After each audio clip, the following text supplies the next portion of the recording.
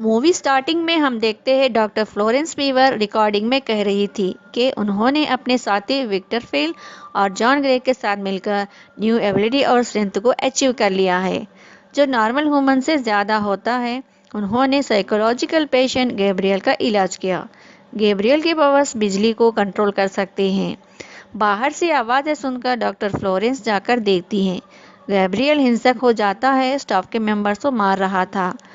Doctor गुस्सा करती है। अब वो रेडियो के जरिए बताता है कि वो सभी को मार देगा। डॉक्टर डर जाती है। अब ये कहती है कि it's time to cut the cancer. 27 साल बाद सिएटल में रहने वाली मेडिसन जो प्रेग्नेंट थी, जब घर लौटती है तो देखती है कि उसका पति डायरेक्ट टीवी देख रहा था। इन दोनों के बीच झगड़ा होता है। डेरेक नहीं चाहता था कि मेडिसन प्रेग्नेंट हो क्योंकि हर वक्त उसका मिसकैरेज हो जाता था। ये लोग फाइनेंशियल भी ठीक नहीं थे। डेरेक गुस्से में मेडिसन को दीवार से टकराता है। वो अपने आप को रूम में बंद कर लेती है। उसके सर से खून निकल रहा था। रात को घर में आवाज़ें सुनाई दे रही थी। डेरेक देखता है कि कोई पर्सन टीवी देख रहा है। लाइट ऑन करने पर वो गायब हो जाता है। वो इनविजिबल पर्सन डेरेक पर अटैक करता है। मैडी की आंख खुल जाती है। बाहर आकर देखती है कि डेरेक मरा हुआ था। वह उस इनविजिबल पर्सन को देखकर डर जाती है। वो पर्सन उसे ढकेल देता है। गिरने से मैडी बेहोश हो जाती है। यहाँ डिटेक्टिव शाह और उनकी साथी रेजीना क्राइम सीन को देख रहे थे। यहाँ का ऐसा सीन उन्होंने पहले कभी नहीं देखा। अगली सुबह मैडी को होश आता है तो उसकी बहन सिडनी बताती है कि उस हमले में उसका बच्चा मारा गया है और डेरेक भी। वो दुखी होकर रोने लगती है। नेक्स्ट डे डिटेक्टिव शाह आकर कहते हैं कि घर पर कोई फोर्स एंट्री के निशान नहीं है। यहाँ मैडी की 2 साल में 3 बार मिस करे सुनकर अपनी बहन को हक करके दुखी होती है। नेक्स्ट सीन में डिटेक्टिव शाह और रेजीना केस के बारे में बात करते हैं। ये अब्यूज हस्बैंड था। मैडी ने इसे शायद मार दिया हो क्योंकि घर में फोर्स एंट्री का कोई निशान भी नहीं है। कुछ दिन बाद मैडी घर लौट आती है। सिडनी मना करती है उस घर में रहने के लिए। मैडी सिडनी को बताती है कि 8 साल की उम्र में उसे गोद लिया गया था। यहाँ पर मैडी उस दीवार को बताती है जहाँ उसने टकराया था। उस दीवार को नुकसान हुआ था। वो एक ब्लड कनेक्शन को फील करना चाहती थी। नेक्स्ट सीन में हम देखते हैं कि एक लेडी अंडरग्राउंड सिटी टूरिस्ट को दिखा रही थी। उसका किडनैप हो जाता है। वो पर्सन रेडियो के ज़रिए बताता है कि इस वक्त के लिए बहुत इंतज़ार किया। वो सबसे पहला बदला लेना चाहता था डॉक्टर फ्लोरेंस होगी। वो डॉक्टर को फ़ोन करके it's time to cut the cancer कहता है। वो पहचान जाती है। तभी एमिली नाम की एक पेशेंट की फाइल देखती है और एक फ़ोटो भी। मैडी खुद को डॉक्टर वीवर्स के घर में देखती है। तुम यहाँ क्या कर रहे हो? तभी मैडी का घर चेंज होकर डॉक्टर के घर में खुद को पाती है। वहाँ एक आदमी डॉक्टर वीवर्स को मार रहा था। फिर से सडनली खुद को अपने घर में पाती है। असल में मैडी की एक और दृष्टि है जिससे डॉक्टर वीवर के हत्यारे को देख लेती है जो ट्रॉफी से मार रहा था। इस केस को इन्वेस्टिगेट करने के लिए डिटेक्टिव शाह पहुंच जाते हैं। वहां उनको ट्रॉफी तो नहीं मिलती, एक लड़की की फ़ोटो और डॉक्टर वीवर्स के रिकॉर्डिंग फाइल्स ले जाते हैं प्रूफ के तौर पर। सिडनी को बताती है कि उसने डॉक्टर फ्लोरेंस का मर्डर होते हुए देखा था। डिटेक्टिव शाह उस लड़की फ़ोटो को प्रेजेंट में देखना चाहता था। एक बूढ़े आदमी को देखते हैं जो डॉक्टर फ्लोरेंस के मर्डर से काफ़ी परेशान था। उसके घर में आहट होती है। चेक करने पर कुछ नहीं मिलता। मैडी अपने आप को उस आदमी के यहाँ पाती है। वहाँ फिर से मर्डर होता है और उस मर्डर हत्यारे को भी देखती है। उसे देखकर डर जाती है। सिडनी उसे संभाल लेती है। ये लोग पुलिस स्टेशन जाते हैं। वहाँ मैडी बताती है कि वो उस मर्डर्स को देख रही थी। रेजीना को उसके बातों पर यकीन नहीं होता। मर्डर हुए प्लेस पर ये लोग जाकर देखते हैं सच में मर्डर हुआ था। फ्रेश होने के लिए मैडी बाथरूम जाती है। वहाँ उसे एक अननोन कॉल आता है। कॉल पर वही किलर था। उसे एमिली कहकर बता रहा था। मैडी कहती है अब ये सब रोक देना चाहिए। वो नहीं मानता। कहता है अभी तो शुरुआत हुई है। मैं सबको मार दूंगा, उसे गैब्रियल कह रही थी। मगर वो जानती भी नहीं थी। किलर कहता है हंसते हुए कि मैडी के अंदर अभी भी उसकी याद है। मैडी सिडनी को लेकर घर चली जाती है। डिटेक्टिव शाह देखता है उन फोटोज को। वो मैडी थी। सिडनी से मैडी बताती है कि उसका पास्ट गैब्रियल था।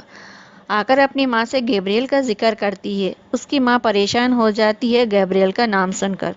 ये लोग मैडी के पुराने वीडियोस देख रहे थे। उसमें मैडी का इमेजिनरी फ्रेंड गैब्रियल था। वो कहता है तुम्हारे अडॉप्टर पेरेंट्स अपनी बच्चा होने पर तुम्हें चाहना छोड़ देंगे। रिपोर्ट्स देख रहा था डिटेक्टिव शॉ। डॉक्टर फ्लोरेंस उस वीडियो में एमिली की जिक्र कर रही थी, यानी मेडिसिन की बात हो रही थी।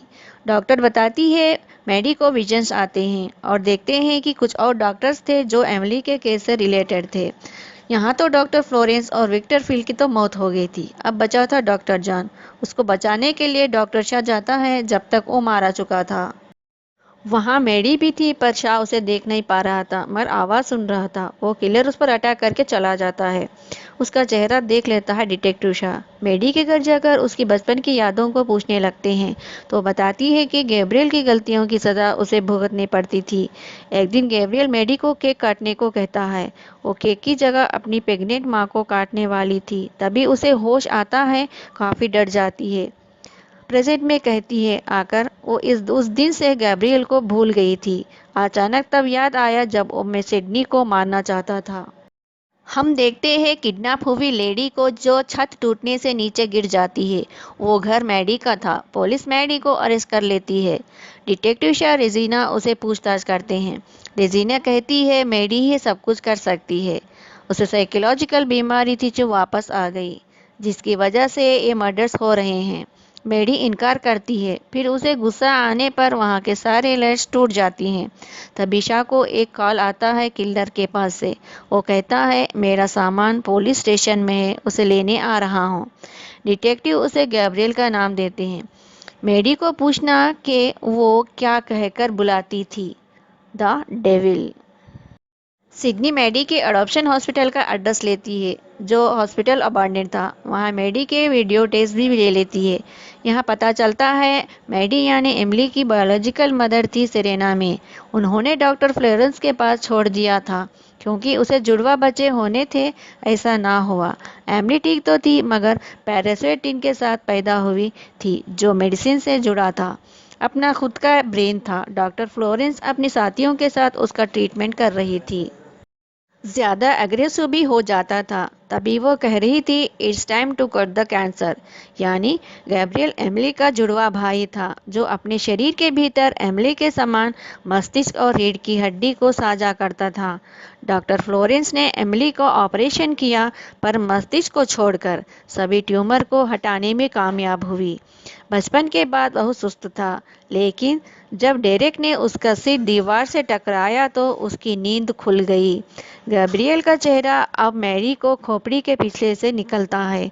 तब खुद को कहीं और पाती थी। असल में गैब्रियल मैरी को ओवरटेक कर लेता था। दूसरी तरफ डिटेक्टिव को पता चलता है कि मैडी के घर के छत से गिरी लेडी असल में मैडी की मां सेरेना थी। सिडनी शाह को बताती है कि गैब्रियल को एक ब्रेन के रूप में मेडिसिन के अंदर डाला गया था, वही सब कुछ कर रहा है। वो नहीं मानता। मैडी को सेशन में मारा जाता है। गुस्से में उसका पिछला हिस्सा ओपन होने लगता है, मतलब गैब्रियल जग जाता है। उन प्रिजनर्स को वो मार देता है।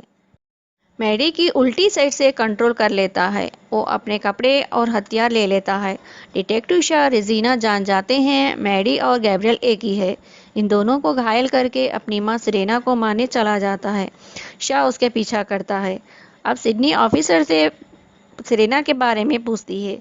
तभी गैब्रियल उस ऑफिसर को भी मार देता है क्योंकि वो इलेक्ट्रिक और इलेक्ट्रॉनिक चीज़ों पर कंट्रोल कर सकता था। सिडनी को मार रहा था तभी डिटेक्टिव आ जाने से उसे भी घायल कर देता है।